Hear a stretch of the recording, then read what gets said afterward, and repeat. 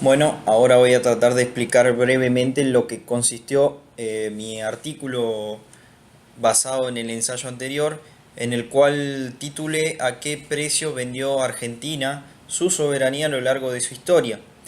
Lo que traté de hacer en este artículo es basarme en los hechos históricos en más de 200 años, desde el primer empréstito hasta casi los últimos que se han tenido registro, en los que traté de basarme en cada empréstito que se ha pedido y si de verdad sirvió para el desarrollo del país o para la inversión o para el crecimiento del mismo.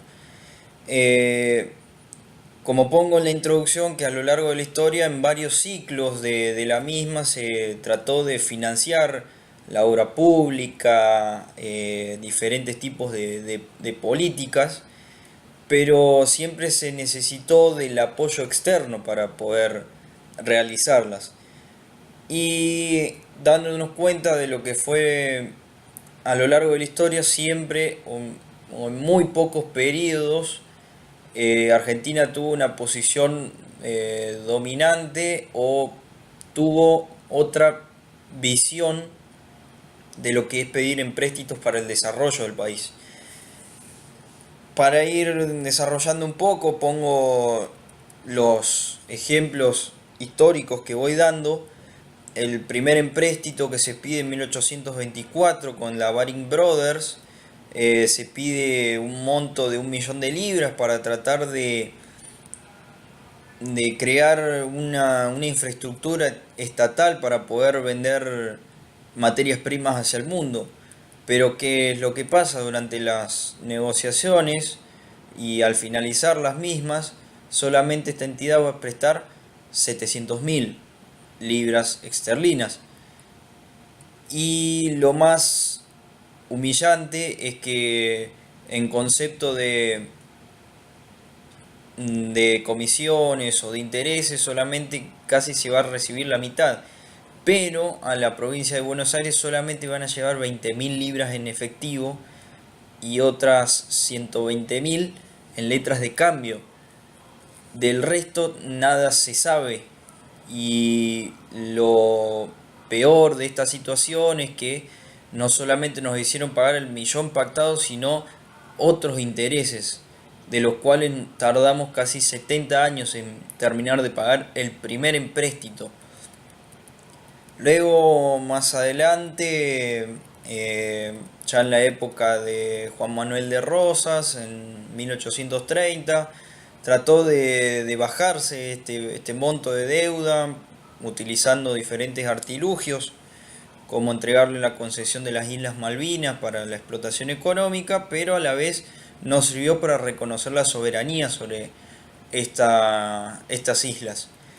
Eh, Después, ya entrándonos en la mitad del siglo XIX, las primeras grandes flujos de empréstitos llegaron bajo la presidencia de Mitre a partir de 1862, donde estos empréstitos sí se habían utilizado para solventar el crecimiento del Estado, del incipiente Estado, pero más que nada sirvió para financiar lo que fue la tristemente célebre guerra contra el Paraguay, que a su vez estuvo también pensada por el Imperio Británico.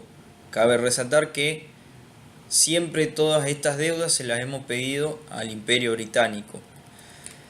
Más adelante, con el gobierno de Roca, también se trató de buscar darle forma al Estado y se crea una moneda nacional para tratar de evitar el ingreso de monedas extranjeras. Pero obviamente la deuda sigue creciendo, ya casi va a llegar a 300 millones de libras esterlinas. Más adelante se crea una ley de bancos en la cual los bancos van a tener que seguir pidiendo préstamos para financiarse. Entonces lo único que hace es crear mayor endeudamiento y más medidas especulativas. Como hago resaltar en una frase que dice Juan Bautista Alberdi, que la América del Sur, que emancipada de España, gime bajo el yugo de su deuda pública. San Martín y Bolívar le dieron su independencia, pero los imitadores modernos de esos modelos la han puesto bajo el yugo de Londres. ¿Y qué quiere decir con esto? Que los ferrocarriles eran de Inglaterra, los bancos eran de Inglaterra, la industria la manejaban los ingleses. Prácticamente éramos una colonia más del Imperio Británico. Más adelante llega la presidencia de Hipólito Yrigoyen, pero él tiene otra mentalidad en cuanto a la deuda externa. ¿Qué quiere hacer? Es pedir deuda, pero para el desarrollo del país, dándole otra significancia a la toma de empréstitos. En 1932 asume Justo, pero se da el pacto más vergonzoso que se tiene memoria en la historia de Argentina. Mediante el Tratado Roca-Runciman entregamos a precio vil las carnes que se producían en el país, aceptando cláusulas casi deshonrosas, como entregarle la mayoría de la producción a frigoríficos ingleses, liberar los impuestos a sus productores, etc. Solamente un senador se alzó contra estas ideas y terminó siendo desoído y prácticamente la denuncia quedó en la nada. Más adelante asume Perón la presidencia y él también va a lograr algo inédito, que va a ser la cancelación total de la deuda mediante el uso de reservas que tenía Argentina fuera del país. Pero como siempre pasa, que las presiones externas van a hacer que este gobierno haya sido derrocado por otro golpe de Estado y se hace el ingreso al Tratado de Bretton Woods, por el cual Argentina ingresa al Fondo Monetario Internacional y otra vez vuelve a comenzar el festival, por así decirlo, de empréstitos a la banca internacional. Más adelante en el tiempo, ya en los 70, se vuelve a tomar deuda y ya casi estamos en los 7.000 millones de dólares, sumado a que en todos estos periodos hubo grandes recesiones, de las cuales, como siempre, las crisis las terminan pagando los trabajadores.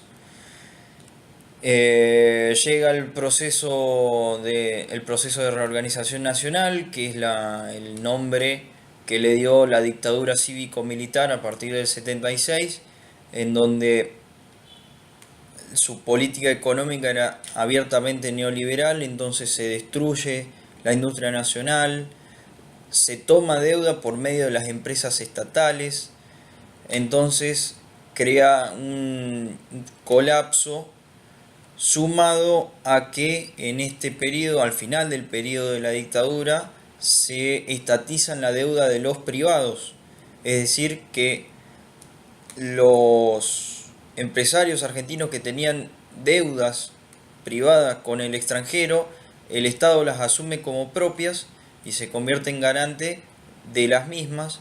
Por ende va a hacer que la deuda externa ascienda astronómicamente a ese momento a 45.000 millones de dólares.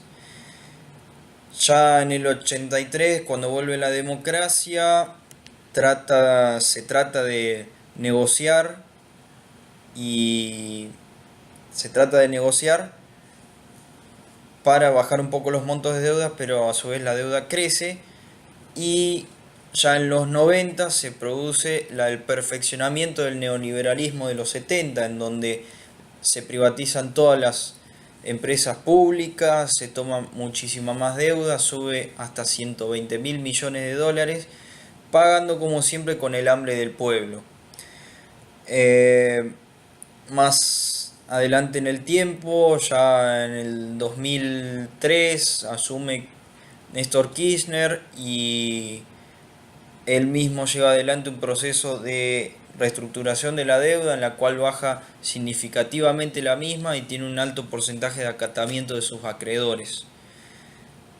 Ya para lo último de esta etapa, eh, quería hacer resaltar la lucha que llevó adelante la expresidente Cristina Fernández de Kirchner en cuanto a las presiones externas de los fondos buitres para tratar de que no se le impongan nuevas deudas de las cuales no se tendrían que pagar porque era un grupo minúsculo que hacía presión y también se valía hasta del Poder Judicial de los Estados Unidos para hacer cobrar sus deudas.